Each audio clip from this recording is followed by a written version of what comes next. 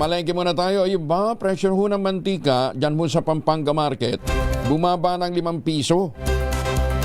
Dadayo pa tayo ng Pampanga. Alamin nga natin na detalye mula kay Tina Nolasco, RH9. Good morning, Tita Teens.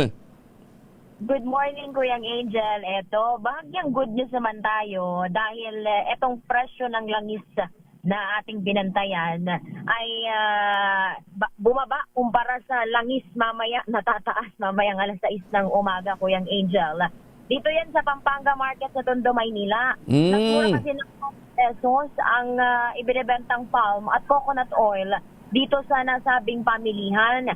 Ayon sa mga vendor na ating nakapanayam, mas mura ang kuha nilang mantika ngayon na inaangkat nila o binibili rin sa Divisoria at Blumentritt. Ang 1 litro kasi ng coconut oil ay mabibili na sa 97 mula sa dating mahigit 100 piso. Kung debote naman ang hanap o tinatawag na lapad, mabibili ng 65 pesos.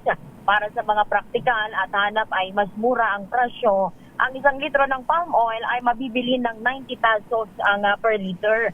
At kung debote ay nasa 45 pesos, habang sa mga kaunti lamang ang kailangang mantika at naghahanap ng tingi-tingi, mabibili ang retail price ng mantika ng 5 pesos hanggang 35 pesos, Kuyang Angel.